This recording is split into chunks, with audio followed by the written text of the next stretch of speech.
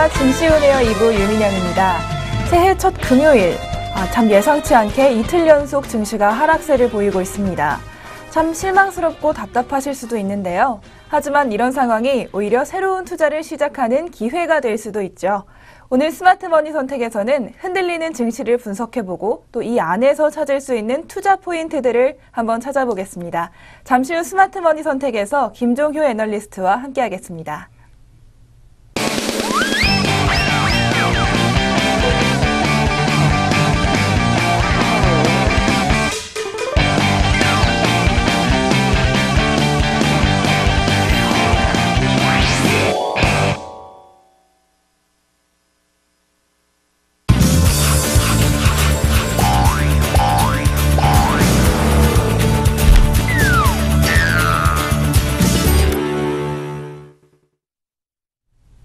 스마트머니 선택 시간입니다. 오늘도 김종효 애널리스트 나오셨습니다. 네, 안녕하세요. 네, 안녕하십니까?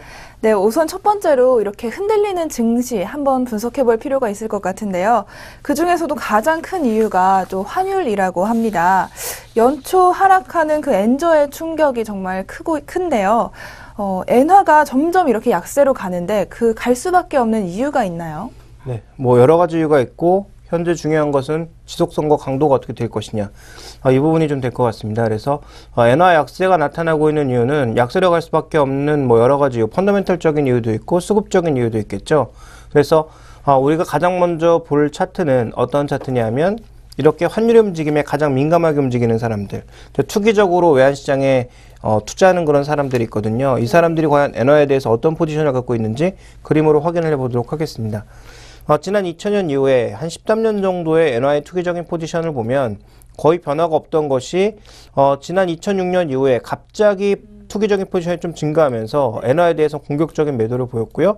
그 이후에 유럽과 미국의 위기가 나타나는 구간에서는 오히려 엔화 같은 경우에는 공격적으로 사는 포지션이었습니다. 그러니까 상대적으로 이때는 엔화가 안전통화였다라는 거죠. 그런데 지금은 2012년 넘어오면서부터 아베노믹스와 함께 엔화 약세가 가파르게 진행되고 있는 구간에서 최근에 이미 엔화는 엔달러 기준으로 해서 76엔에서 지금 현재 어디까지 왔죠? 105엔대까지 왔죠. 굉장히 높은 구간으로 왔음에도 불구하고 투기적인 포지션이 멈추지 않고 여전히 엔화에 대해서 공격적으로 팔고 있는 국면입니다.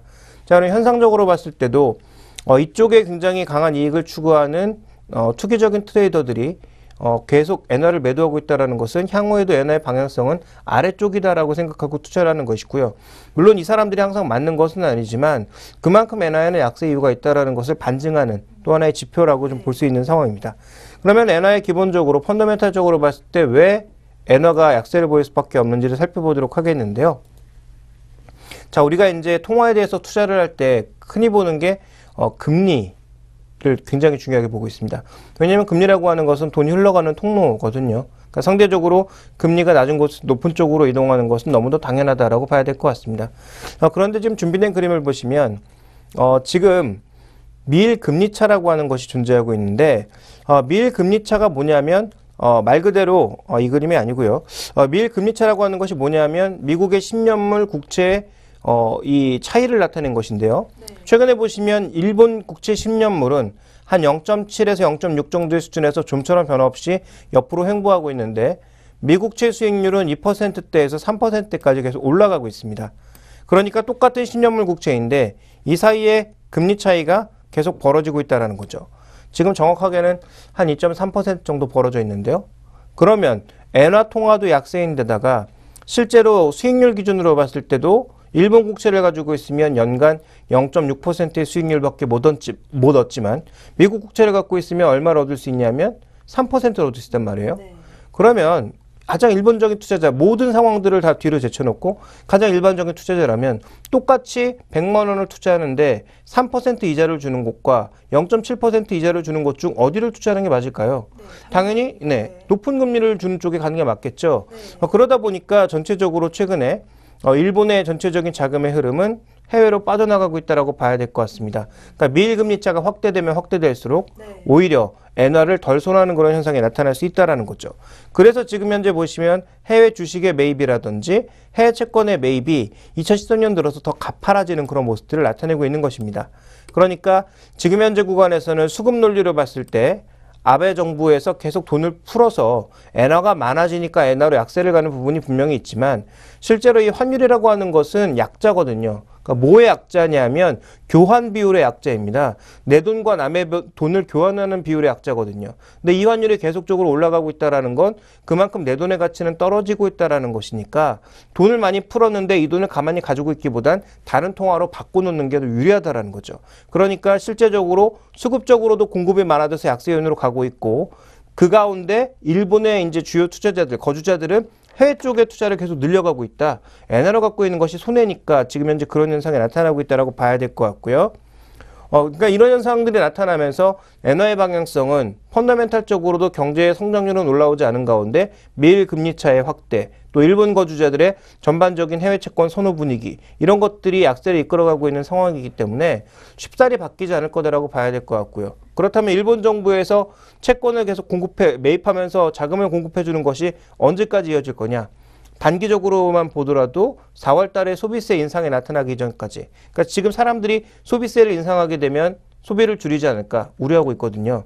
근데 일본도 내수가 살아나야 전체적으로 경기가 살아날 수 있는데 그러니까 일본도 수출은 나쁘지 않은 상황에서 내수를 살리기 위해서 여러 가지 정책들을 쏟아붓고 있는 가운데 거기에 소비세까지 올려버리면 내수 경기가 더 얼 거라고 생각하고 있거든요. 그러니까 이때까지는 지금 현재 나타나고 있는 엔화의 완화 기조, 즉 통화의 공급 기조를 쉽사리 바꾸지 않을 것으로 예상되고 있습니다.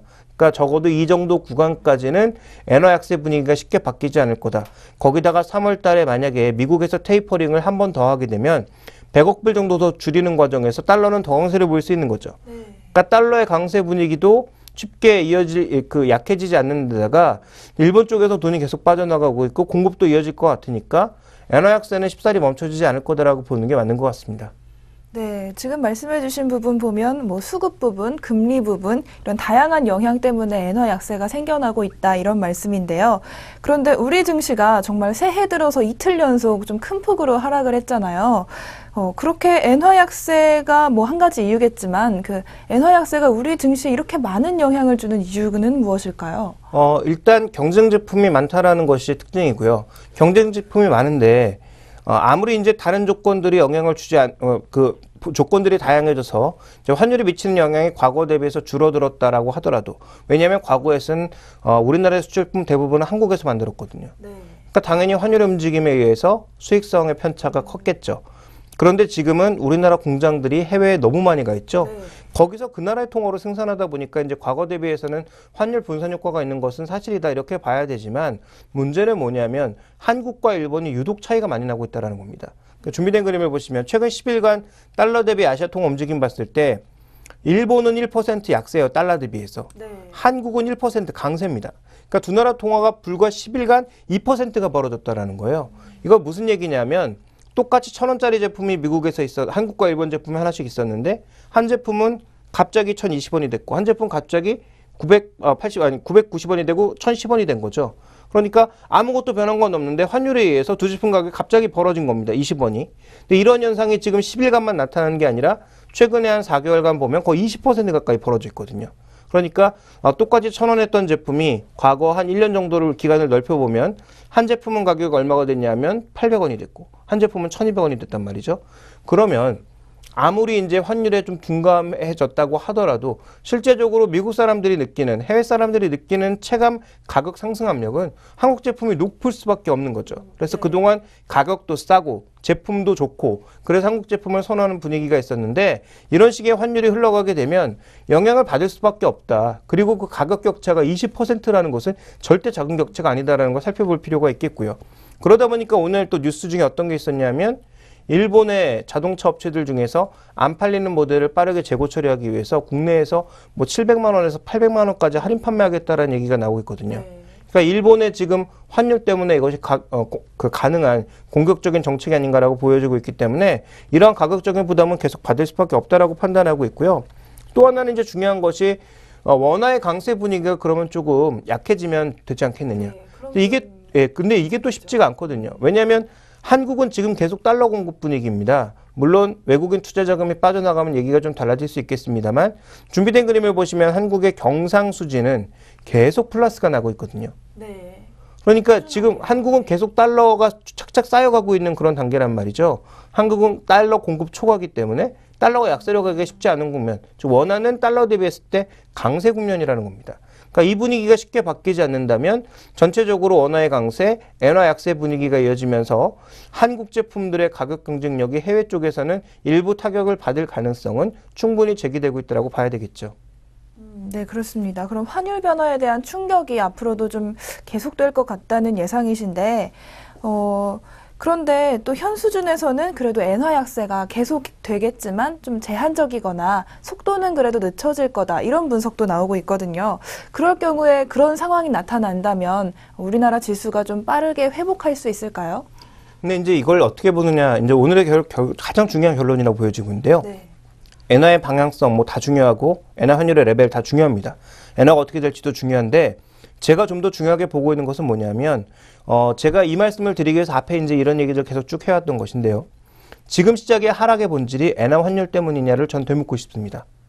전 그게 아니라고 생각하거든요. 네. 지금 시장의 하락의 본질은 뭐냐면 삼성전자를 포함한 시가총액 상위 종목군들의 실적이 과연 좋을까라는 불확실성에서 출발했다고 생각합니다.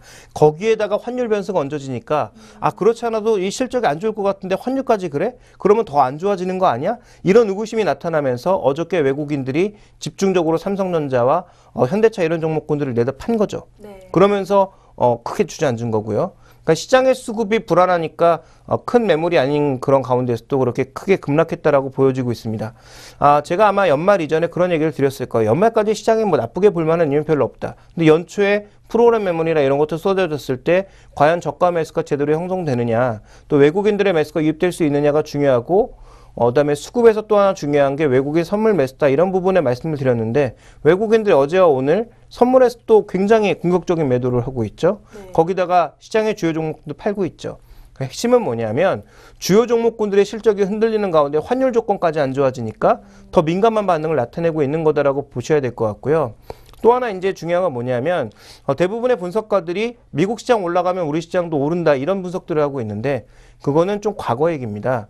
한 2007년 정도까지, 2010년, 11년 정도까지 미국 시장 올라가면 우리도 올라가는, 그래서 미국 시장과 우리 시장의 상관계수가 굉장히 높았는데요.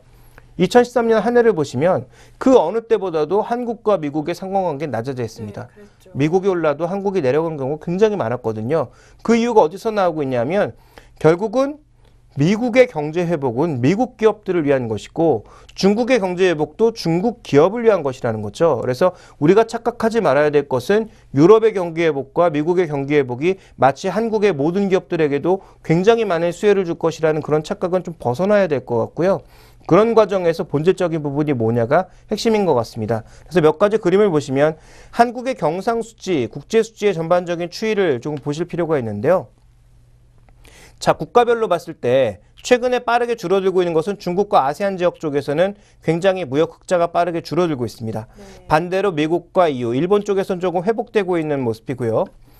산업별로 봤을 때는 IT와 자동차가 그나마 견조한 가운데 정유와 기계철강은 빠르게 빠지고 있는 모습입니다. 물론 최근에 약간 반등을 나타내고 있어서 어느 정도 회복된다라는 시각도 나오고 있습니다만 지금 중요한 것은 여전히 차별화라는 거죠. 국가별로도 차별화, 산업별로도 차별화라는 것입니다. 그러니까 이 차별화를 이겨낼 수 있는 기업이 아니라면 지금 엔화 환율 때문에만 밀리고 있는 것이 아니라 기업 경쟁력 자체의 저하 때문에 밀리고 있는 것이다라고 봐야 될 것 같고요. 그 다음에 우리가 또 하나 살펴봐야 되는 것은 12월 수출 증가율을 봤을 때 수치가 고무적이었습니다. 작년 대비해서 7% 증가했거든요.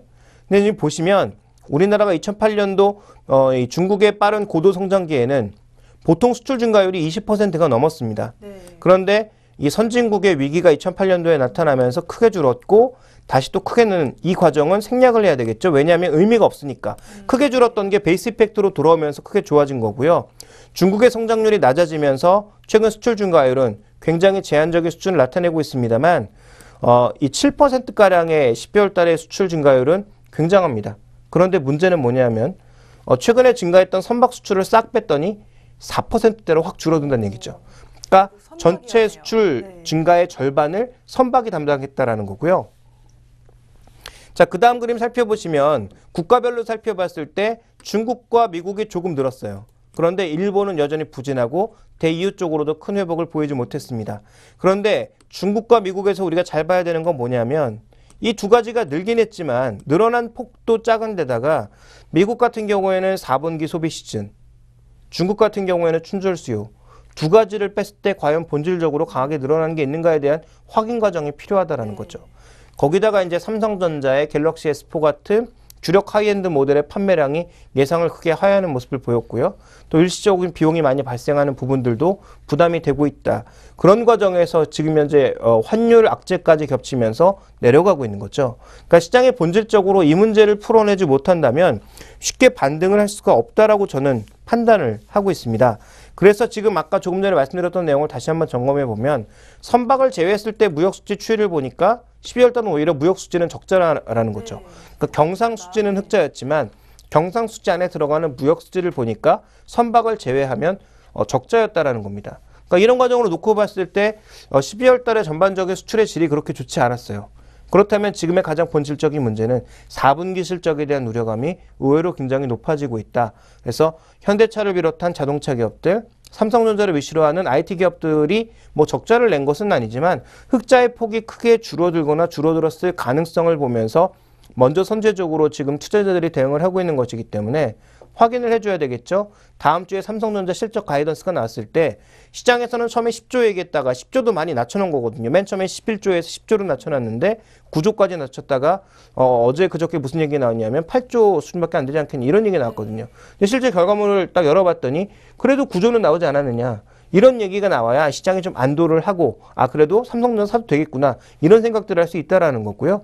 그리고 적어도 한 1월 중순 넘어가서 현대차의 실적이 나왔을 때 OP 마진이 10% 아래로 다시 내려갔을 거야. 이런 우려가 있는데 실제로 봤더니 10% 아래긴 하나 한 9.5% 이 정도면 양호하다. 이런 게 나와줘야 뭔가 받칠 수 있는 뒷배경이 된다라는 거죠. 그러니까 이제 두 가지로 봐야 될 것 같습니다. 지수의 레벨이 너무 낮아져서 펀더멘탈이 나빠진 게 없는데 갑자기 뭐 1900선 가버렸다. 그러면 조그만 호재도 시장이 급반등을 할 수가 있겠죠.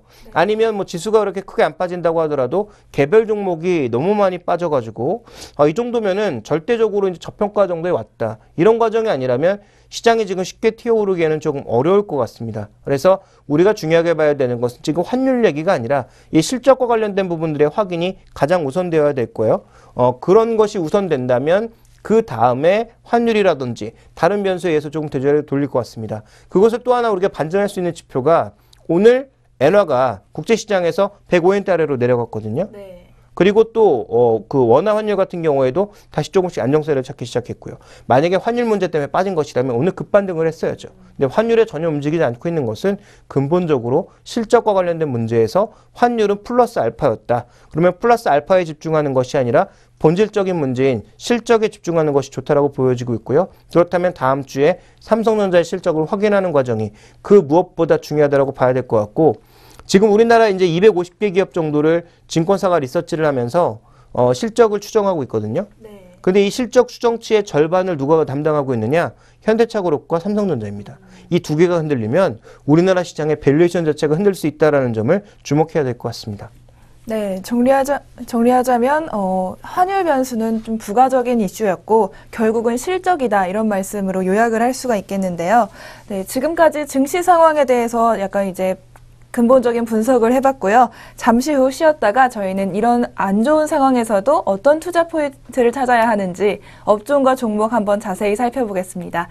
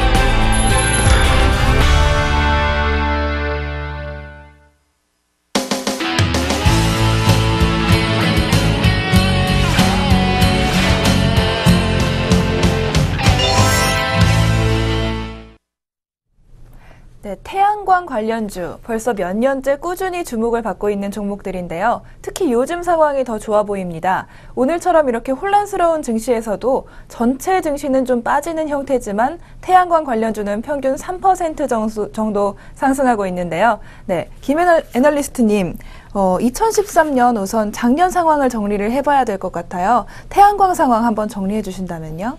태양광이 2012년까지는 뭐 말 그대로 추풍낙엽이었죠. 그래서 태양광 산업도 굉장히 범위가 큽니다. 네. 그래서 우리가 뭐 태양광을 포함한 풍력 관련 산업을 주목하고 있는 이유는 뭐냐면 산업의 이제 연관 분야가 크기 때문에 이 사업을 키웠을 때 고용 효과라든지 경제 유발 효과가 크기 때문이죠. 태양광도 가만히 살펴보게 되면 기본적으로 이제 태양광 발전하면 이 태양광을 받아들이는 이 패널을 가장 먼저 생각하지 않습니까? 근데 실제로 그것만 있는 게 아니라 그 패널을 만드는 데 있어서 원재료를 제공하는 업체가 가장 이제 밑단이고요. 그 다음에 이제 이 패널을 생산하는 업체가 있어야 될 거고, 패널을 만들었으면 그 패널과 실제로 전력을 생산하는 단을 연결할 수 있는 여러 가지 부품들, 일종의 그거를 모듈화 할 수 있는 그런 업체들 필요하거든요. 그런 모듈 업체들이 또 있을 것 같고요. 그 다음에 이 모듈 업체들과 함께 배터리를 저장할 수 있는 배터리라든지 실제로 이 발전을 만들어낼 수 있는 발전소를 제작할 수 있는 업체들, 이런 굉장히 다양한 업체들이 필요합니다. 그래서 우리가 이걸 좀 어려운 말로 가장 밑에 있는 발전소를 다운스트림, 그다음에 위쪽에 원재료를 만드는 쪽을 업스트림이라고 하거든요. 네. 그러니까 이 업스트림과 다운스트림 쪽이 모두 다 안 좋았습니다. 2012년까지. 얼마나 안 좋았냐면 간단하게 주가로 말씀드리면 60만 원을 넘었던 OCI 주가가 10몇만 원까지 그냥 급락해서 떨어졌거든요. 근데 이게 OCI만 그런 게 아니라 전 세계 종목들이 같이 이렇게 박살이 나는 그런 상황이었는데요. 2013년에는 상황이 조금 달라졌습니다. 먼저 준비된 그림에 주가의 수익률을 확인해 보시면 그 차이를 확실하게 느낄 수가 있는데요. 먼저 OCI를 비롯해서 폴리실리콘, 즉 아까 말씀드렸던 태양광 그 판을 만드는 데 원료를 제공하는 곳이 폴리실리콘 쪽인데, 폴리실리콘의 이 연간 수익률, 2013년도 1월 달부터의 수익률은 어느 정도였냐면 가장 많이 올른 베커 정도가 2배 정도 올랐습니다. 주가가. 그런데 이쪽으로 넘어가서 이제 우리가 아까 말씀드렸던 쪽에서 이쪽은 이제 다운스트림 쪽이고요. 우리가 흔히 업스트림이라고 얘기하는 이쪽, 주로 이제 모듈 업체, 그다음에 이제 패널 업체라고 봐야 될 것 같은데, 이들 업체는 주가가 얼마나 올랐냐면 2013년 1월부터 살펴봤을 때 가장 많이 오른 업체가 6배, 가장 덜 오른 업체가 3배 올랐습니다. 그러니까 이쪽이 엄청나게 많이 올랐죠. 그 왜 그러느냐, 이 부분 살펴볼 필요가 있겠는데요. 먼저 이쪽에 폴리실리콘 같은 경우에는 가격 회복이 그렇게 빠르게 되지 않았습니다. 근데 이쪽은 빠르게 회복된 것이 뭐냐면 구조조정을 굉장히 거세게 했거든요. 독일의 몇 개 업체는 뭐 M&A도 되고 망하기도 하고, 네. 중국 업체들은 대규모 구조조정에 들어가면서 속칭 그 시장 아래로 가라앉은 그런 업체들이 굉장히 많았습니다. 근데 가장 큰 문제가 뭐였냐면 이쪽보다는 이쪽 쪽에서, 즉 모듈 쪽에서 중국 업체의 공급 과잉이 가장 심했던 쪽이거든요. 근데 가격이 워낙 떨어지다 보니까 적자 업체들이 속출했고, 그동안 이제 유럽에서도 계속 뒷돈 돼가면서 이들 업체를 좀 살려놨었는데 포기하고 낮아버져 버린 그런 업체들이 많았거든요. 왜냐하면 그 미국과 일본과는 다르게 유럽은 긴축을 선택을 했으니까. 그러다 보니까 유럽 정부의 보조금이 줄어들었고, 그런 과정에서 유럽 업체들 작살났죠. 그 다음에 중국의 공급 과잉을 가장 먼저 났더니 좀 중소업체들, 이런 중소업체들도 중국 정부에서 확 쓸어버리면서 굉장히 많이 없어졌습니다. 그러니까 모듈 업체들의 공급 과잉 때문에 가장 문제였는데, 공급 과잉 업체들이 줄어들기 시작하니까 가격의 안정을 찾았고 수익성의 안정을 찾기 시작했고, 그러니까 살아나는 업체들이 수익성이 좋아지면서 주가가 빠르게 제자리를 찾은 거죠. 그런데 말씀드렸다시피 폴리실리콘 가격은 아직도 제 궤도에 오르지 못했기 때문에 아직까지는 그렇게 빠르게 주가 상승을 하지 못했다라고 좀 봐야 될 것 같고요. 그래서 실적을 좀 비교해 보니까 웨커나 이제 LDK 솔라라든지 OCI 같은 경우에 살펴보시면 실적이 전반적으로 적자이거나 흑자가 나더라도 굉장히 미약한 추이입니다. 그런데 아까 말씀드렸다시피 다운스트림 업체 같은 경우에는 하나솔라원 정도하고 잉리라고 하는 중국 업체만 마이너스를 나타내고 있을 뿐, 썬파워를 비롯한 일부 업체들은 대부분 수익성이 플러스로 빠르게 개선되고 있는 상황입니다. 그러니까 이제 이들 업체의 주가 상승률이 상대적으로 좋을 수밖에 없었던 거죠. 그러니까 태양광 2013년도에 전반적인 흐름을 보시면 첫 번째 바닥은 쳤다. 바닥을 치고 구조조정하는 과정에서 그동안 공급 과잉의 이슈로 가장 크게 밀렸던 그러니까 이제 낙폭과대가 가장 큰 주가의 호재라고 하는데 이제 모듈 쪽이 가장 빠르게 살아나는 모습이었고 아직까지 그 상단 업스트림 쪽에 있는 OCI를 비롯한 백과 같은 이런 종목군들의 주가 상승률은 상대적으로 굉장히 제한적이었다. 이렇게 좀 봐야 되겠죠. 네, 그럼 지금까지 상황을 보면 좀 폴리실리콘의 좀 반등이 좀 중요해 보이는데요. 그렇다면 이 폴리실리콘이 반등할 수 있는 가능성이 앞으로 있을까요? 근데 최근에 며칠간 OCI를 비롯해서 한화케미칼 그리고 웅진케미칼이 강세를 보이고 있는 이유가 바로 거기 있습니다. 네. 실제로 폴리실리콘 가격이 조금씩 반등을 하고 있기 때문이거든요. 그러니까 시장 전망을 보시면 2014년도에 조금 반등을 시도해서 2015년 정도가 되면 조금 더 반등할 것으로 예상을 하고 있습니다. 근데 보시면 지금 준비된 그림 보시면 아시겠지만 OCI 주가의 고점과 폴리실리콘 가격의 고점이 정확하게 일치하거든요. 이때 톤당 킬로그램당 가격이 거의 70달러 정도 수준이었습니다. 현재 지금 20달러 초반 수준까지 내려와 있거든요. 그러니까 지금 이게 3분의 1 토막이 나면서 주가도 3분의 1 토막이 난 거죠. 그러면 여기서의 반등이 이제 빠르게 나타나야 될 것인데 이 정도의 가격을 생각하기는 어렵다라는 겁니다. 왜냐하면 이제 공급 과잉이라든지 공급 능력이 많아졌기 때문에 이 정도까지의 반등은 어렵고요. 다만 2014년도, 2015년도에 가격이 25달러, 뭐 30달러 수준까지만 반등해 준다고 하더라도 이제 적자에서는 벗어날 수 있는 여건들이 만들어지는 것이기 때문에 어느 정도의 주가 반전은 가능하다라고 좀 보고 있는 상황 정도 이렇게 좀 이해해 보시면 될 것 같고요. 지금 1등 업체와 OCI의 원가 구조를 살펴보시면 GCL 폴리라고 하는 곳은 지금 17달러 정도만 넘어가게 되면 이익이 발생하는 구조고요. 네. OCI 같은 경우는 23달러를 넘어야 이익이 발생하는 구조입니다. 그러니까 지금 현재 한 24달러에서 25달러 사이를 좀 넘어가는 것이 지금 굉장히 힘겨워하고 있는데 이걸 넘어서 만약에 30달러 정도의 수준까지 간다면 이 업체는 굉장히 수익성이 커질 수 있는 거고요. OCI도 그동안 적자에서 벗어나서 큰 폭의 이익으로 전환할 수 있는 계기가 마련된다라고 볼 수가 있기 때문에 이 부분은 좀 주목을 해보셔야 될 것 같고요. 그래서 기본적으로 지금 보시면 아마 25달러 정도는 좀 돌파를 해야 아무래도 이 태양광 업체의 전반적인 특히 가장 주가가 덜 올랐던 폴리실리콘 쪽의 주가의 반등이 좀 더 가파라지지 않을까. 그래서 현재 시장은 이걸 보고 있기 때문에 다른 종목이 못 가는 과정에서 이 종목들을 끌어올리고 있는 것이다. 좀 이렇게 볼 수가 있는 거죠. 네, 그렇습니다. 그러면 이제 폴리실리콘이 상승을 하면서 좀 좋은 조짐을 보이지 않을까 싶은데요. 그렇다면 우리가 태양광 종목도 정말 많은데 그중에서도 유망 종목을 하나 몇 가지 골라주신다면 어떤 게 있을까요? 네, 전 세계에서 지금 폴리실리콘을 생산하고 있는 종목들이 굉장히 많습니다. 네. 그중에서 한국의 OCI가 3위 정도의 수준을 기록하고 있습니다. 원래 그 계획대로 증설을 했다면 지금 2위를 했어야 되는데 태양광 시장이 워낙 안 좋아지니까 공격적인 투자를 못한 거죠. 네. 그래서 투자를 조금 미루면서 아직도 3위에 좀 머물고 있는데요. 생산 능력을 확대할 가능성은 아직도 남아있는 상황입니다. 준비된 그림을 보시면 조금 전에 살펴봤던 GCL이라고 하는 업체가 전 세계 1위입니다. 네. 생산 능력이 많다 보니까 당연히 생산 단가도 낮은 거죠. 일종의 규모의 경제에 의해서. 네. 2위는 독일의 베커고요. 그다음에 3위가 OCI 정도인데 OCI 같은 이런 업체들이 전체적인 시장의 그 점유율이 굉장히 높고요. 4위를 차지하고 있는 햄록까지만 잘라보면 이 4위 이하의 업체들의 생산량과 빅4의 생산량의 차이가 엄청나다라는 겁니다. 맞습니다. 네, 굉장히 크게 나고 있죠. 그러면 이 아래쪽 업체들이 모여서 잘해보자라고 뭉치는 것과 위쪽의 업체들이 가격 담합을 한다든지 아니면 우리가 잘해보자라고 투자라는 것은 규모가 다를 수 있거든요. 그러니까 우리가 좀 주목해야 될 것은 아랫단보다는 위쪽이다라는 것이 기본적인 생각이고요.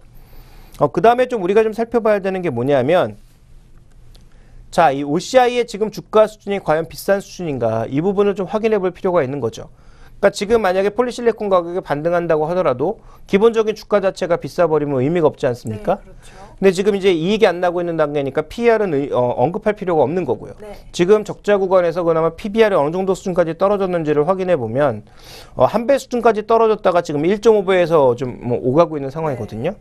근데 이 기업이 이제 고도 성장하는 기업은 아니니까 뭐 2배, 3배까지 쉽게 가기는 어렵다라고 판단하더라도 만약에 이제 이익 개념만 조금씩 올라가기 시작한다면 자산 가치의 상승도 스스로 나타날 가능성이 높기 때문에 그동안은 자산을 스스로 까먹었죠. 계속 적자를 내면서 자산 가치를 스스로 까먹었지만 이제는 흑자를 발생시키면서 자산 가치를 늘릴 수 있는 조건을 마련한다면 이 PBR이나 PE라고 하는 것은 뭡니까? 말 그대로 상대평가거든요. 내가 이익이 많아지게 되면 주가는 움직이지 않을 경우 내가 이익이 많아지게 되면 PER 같은 경우 그냥 내려가 버리는 거죠. 그러니까 현재 PBR 같은 경우도 마찬가지의 개념으로 올 수 있기 때문에 이익만 좋아져서 자산 가치의 개념이 조금씩 올라가게 되면 현재 구간에서 OCI의 PBR은 굉장히 낮은 수준일 것이다라고 판단해 볼 수가 있는 겁니다. 핵심은 이익 회복에 달려 있고요. 주가는 비싸지 않다라는 거죠. 그렇다면 이익 회복을 가져갈 수 있는 폴리실리콘 가격이 $25 이상으로 빠르게 치고 올라가느냐, 올라가서 더 이상 내려오지 않고 계속 위쪽에 머물고 있느냐,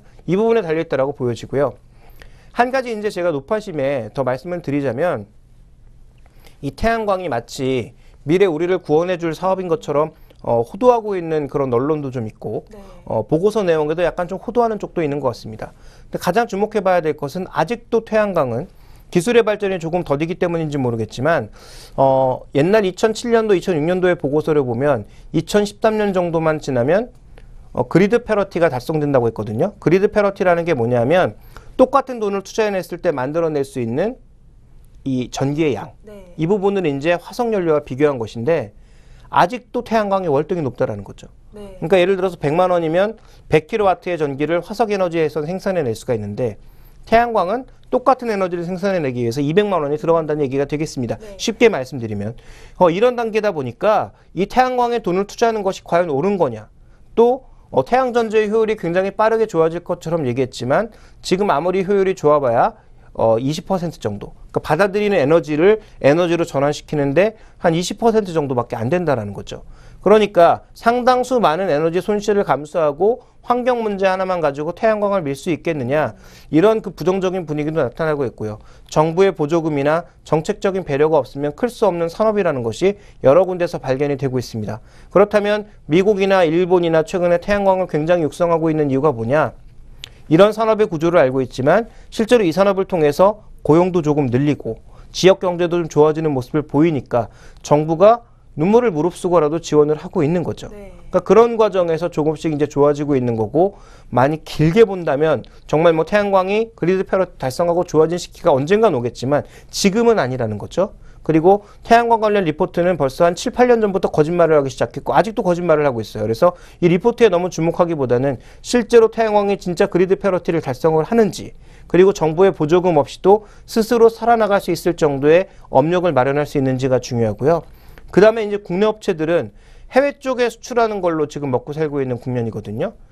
국내에서 아직까지 태양광 많이 발전을 못하고 있는 것은 효율이 낮으니까 그 많은 땅을 할애해서 과연 이걸 지을 필요가 있겠느냐, 이런 부분들이 나타나고 있는 겁니다. 일본은 다른데, 일본은 지금 원전이 무너진 이후에 지역 경제를 커버할 수 있는 소규모 발전소를 만들어야 되는데 이것 자체도 감당이 안 되다 보니까 태양광이라도 지어서, 그래 너희 마을 한 30개 가구 정도 있는데 그 정도 커버할 수 있는 태양광이라도 빠르게 만들어줄게, 이런 단계다 보니까 적극적으로 지금 지원금을 내고 있는 상황이거든요. 네. 미국은 반대로 남아도는 땅이 너무 많으니까, 그리고 거기에 이제 일조량은 너무 많으니까 그쪽에다 만들어 놓으면 그나마 조금 돈은 되지 않더라도 어느 정도의 BEP 정도는 맞출 수 있는 수준이거든요. 그러니까 이제 좋아지고 있는 건데 한국은 아직도 그런 게 없었는데요. 올해와 이제 내년을 기점으로 해서 에너지 의무 할당량, 그린 에너지 할당하는 양이 점점 늘어나고 있고, 또 하나 중요한 것은 서해 군산 앞바다에 이제 대형 태양광 단지가 들어설 가능성이 언급이 되고 있습니다. 그런 식의 움직임이 나타난다면 모듈 업체라든지 국내 태양광 업체들의 자체 내수 생산량이 늘어날 가능성이 있기 때문에 이런 과정에 있어서의 중장기 투자는 전 가능하다라고 보고 있는데, 과거처럼 20만 원짜리 OCI가 60만 원 금방 갈 거야, 이런 식의 생각은 이제 버리시는 것이 투자의 핵심 포인트가 아닌가라고 판단하고 있고요. 그렇다면 이제 결론적으로 핵심 종목은 뭐냐? 조금 전에 언급드렸지만 OCI 네. 당연히 포함되어야 되는 종목이라고 판단하고 있고, 또 하나 이제 중요한 것은 에너지를 저장하는 것이 중요하거든요. 이 태양광이라고 하는 것이 한시적인 시간 동안만 태양광을 받아서 이제 에너지를 전환시킬 수 있는 거 아니겠습니까? 그러다 보니까 에너지를 잘 저장하는 게 중요한데, 이 저장하는 전지를 만드는 업체들이 뭐 삼성 SDI라든지 LG화학 같은 업체들이 있으니까 이들 업체도 장기적으로도 중요하게 봐야 될 것 같고요. 그 다음에 우리가 좀 살펴봐야 되는 것은 OCI는 폴리실리콘을 주력으로 하고 있고, 최근에 이제 미국의 태양광 발전소를 진출을 했지만 우리나라에 이제 하나케미칼이 갖고 있는 하나솔라원, 하나큐셀 같은 경우에는 태양광 모듈, 그다음에 OCI 같은 폴리실리콘부터 하단까지 모두 가지고 있습니다. 그러니까 네. 태양광 산업의 전반을 다 가지고 있거든요. 그러니까 그런 관점에서의 장기적인 투자는 좀 가능하지 않을까, 이렇게 좀 판단을 하고 있습니다. 네, 말씀해주신 것처럼 이제 당장 폴리실리콘 가격의 상승이라든지 이런 좋은 호재들이 있지만 또 장기적으로 태양광 산업 자체를 좀 봐야 한다 이런 말씀을 해주셨는데요. 그럼 오늘 또 이제 한 가지 업종에 대해서 살펴봤는데 또 하나의 종목을 또 자세히 탐구하는 시간을 가져보도록 하겠습니다. 오늘 디지털 옵틱이라는 종목 가져오셨다고요? 네.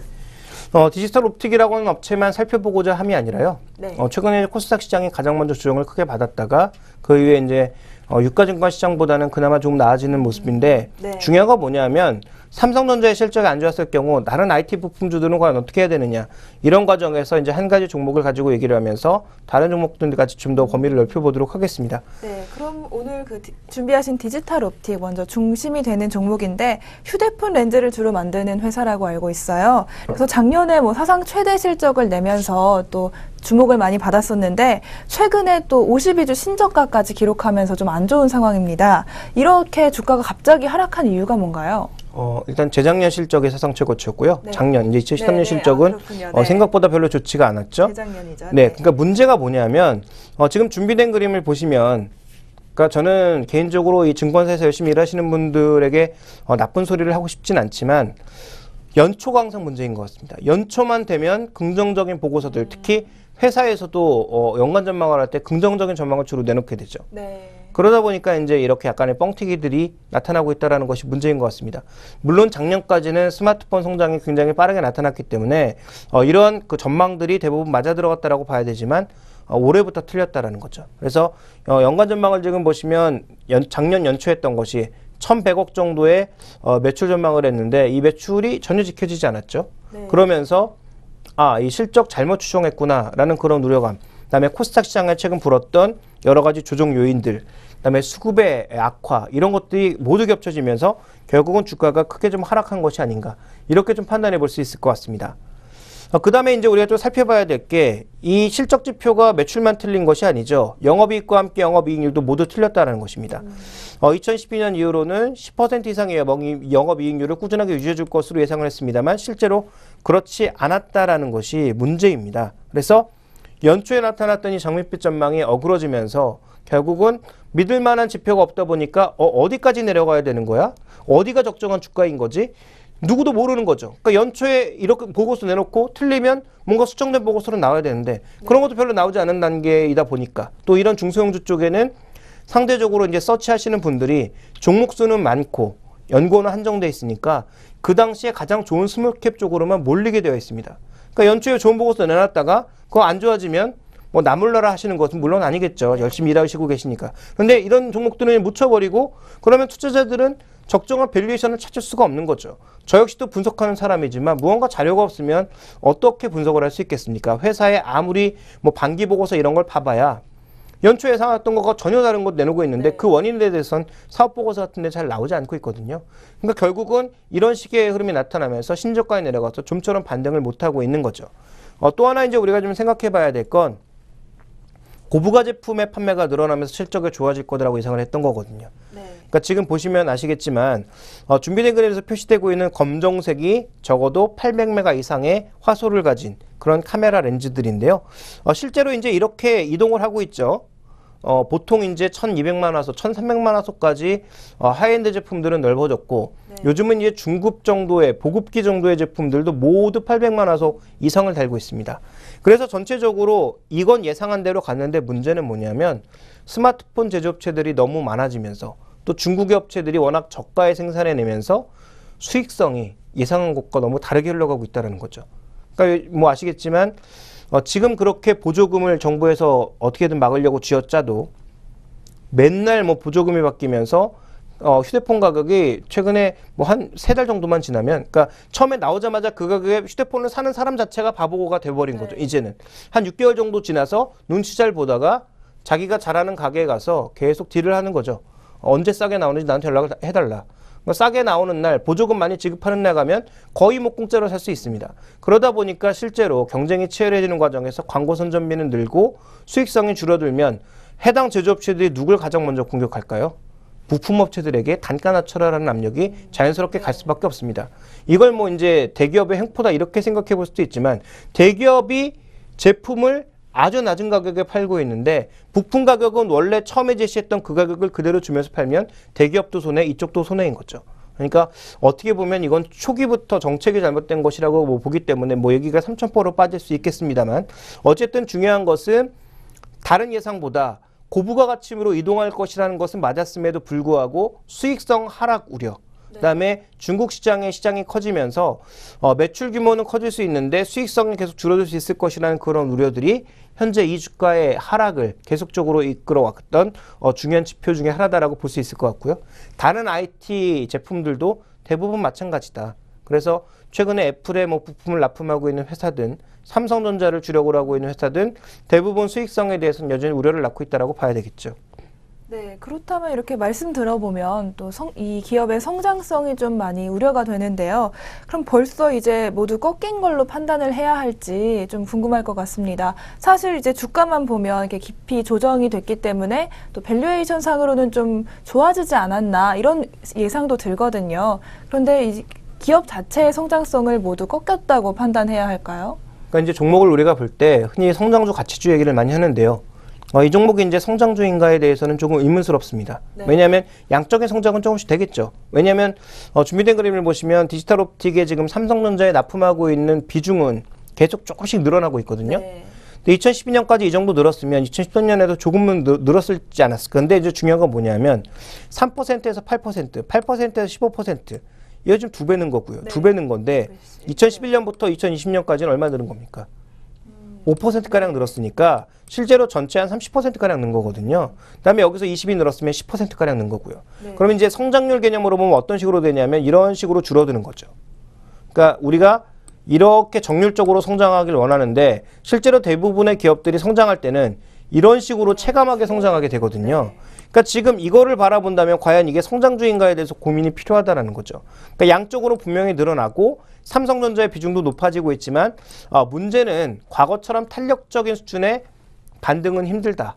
그리고 삼성전자도 이제 탄력적인 매출 반등은 힘들다라는 것을 생각해 봐야 될 것 같고요. 삼성전자 스스로도 휴대폰 쪽에서 이익을 더 크게 내기는 어려우니까 이제 반도체 쪽이라든지 다른 쪽에서 커버하고자 하는 움직임, 그리고 이건희 회장의 신년사를 통해서 소프트웨어 쪽으로 우리도 좀 더 돌아서 안정적인 이익을 구가해낼 수 있는 그런 전략들을 가겠다라고 하고 있다 보니까 결국은 이들 업체들의 수익성은 한계가 있을 수밖에 없다라는 거죠. 그러니까 말씀해 주신 대로 지금 주가 싼 것은 분명히 맞는 것 같고요. 그리고 주가가 빠진 것만큼 호재가 어디 있습니까? 고점 대비해서 거의 뭐 반토막 이상 난 주가는 분명히 호재의 영역에 놓여 있다라고 보여지지만 문제는 탄력적인 회복을 보일 수 있느냐? 여기에 대해서는 저는 좀 물음표를 달고 있습니다. 그래서 이 부분이 좀 문제가 될 것 같고요. 그 다음에 지금 디지털 옵틱 같은 경우에는 여러 가지 이제 카메라를 만들어내고 있는데요. 실제로 이제 휴대폰용이 가장 많습니다. 70% 정도의 비중이거든요. 근데 최근에 보시면 자동차에도 이 카메라 렌즈가 점점 많이 들어가고 있죠.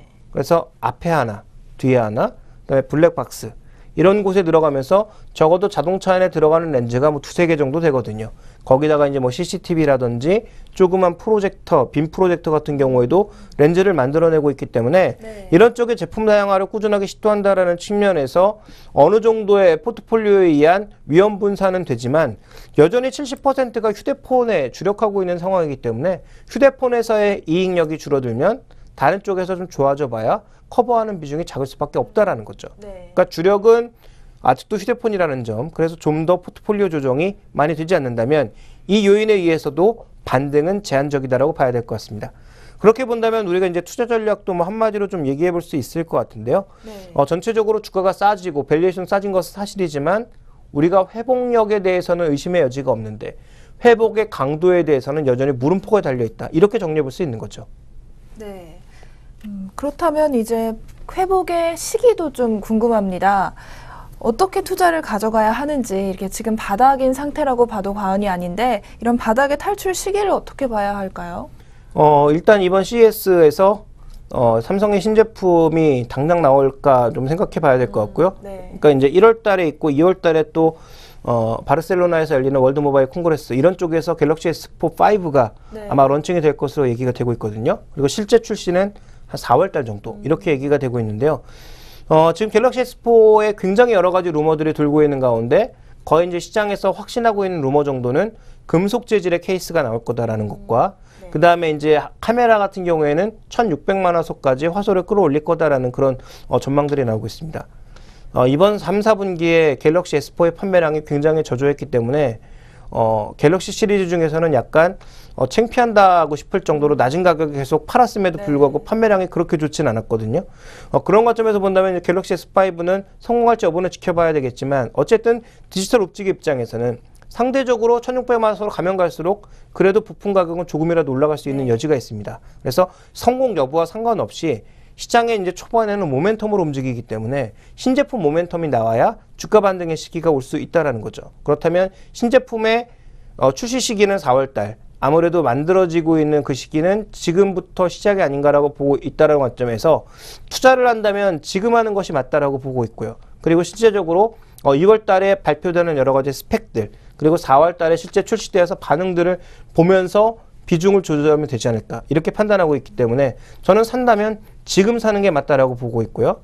파는 시점은 4월 달에 신제품이 나왔을 때 그때 시장 반응을 보면서 손절을 해야 되겠구나, 아니면 지금은 이익을 고정을 시켜야 되겠구나를 결정하시면 되지 않을까라고 판단하고 있고, 중소형주고 거래가 그렇게 많지 않은 만큼 전체 포트폴리오에서의 비중은 한 10%에서 15% 정도, 그 정도가 적절하지 않나라고 보고 있고요. 다른 부품주에 대해서도 대부분 마찬가지입니다. 전체적으로 삼성주 갤럭시 S4 이제 솔직히 이제 앵커뿐만 아니라 제 주변에는 대부분도 마찬가지일 거예요. 신제품 나오면 기대가 되십니까? 이제는 많이 안 되는 것 같습니다. 네, 저는 뭐 전혀 기대가 안 되거든요. 그래서 신제품 나오면 저도 이제 실제로 만져볼 수 있는 오프라인 매장에 가서 한번 만져보고 실망스럽다라고 하는 경우가 대부분입니다. 그러니까 이제 신제품에 대한 기대감은 그만큼 낮은 것이기 때문에 얼마나 좋은 제품을 잘 만들어내느냐, 낮은 가격에 잘 런칭하느냐, 또 빠르게 성장하고 있는 중국이나 인도 시장에 얼마나 좋은 가격에 런칭시킬 수 있느냐가 좀 더 중요한 관건이지, 이제는 신제품 하나 나왔다가 그게 핵심 이슈는 아니라고 판단하고 있기 때문에요. 여기에 대한 기대감도 조금 낮춰잡아야 될 것 같고, 그렇다면 지금 주가 반토막 났으니까 신제품 나올 때 주가는 다시 원자리 갈 거야, 전고점 갈 거야, 이건 제가 보기엔 굉장히 높은 기대 수익률이고요. 거기에서 한 반의 반 정도 잘라서 제가 보기에는 지금 산다면 한 2, 3월 정도까지 20% 내외 정도의 수익률을 기대하는 것이 합리적인 선이 아닐까라고 생각하고 있습니다. 네, 지금까지 김종효 애널리스트께서 디지털 옵틱을 중심으로 설명을 해주시면서 삼성전자 그리고 스마트폰 시장까지 한번 훑어봐 주셨습니다. 저희가 준비한 이 스마트머니의 선택은 여기까지고요. 김종효 애널리스트님과 함께했습니다. 네, 고맙습니다.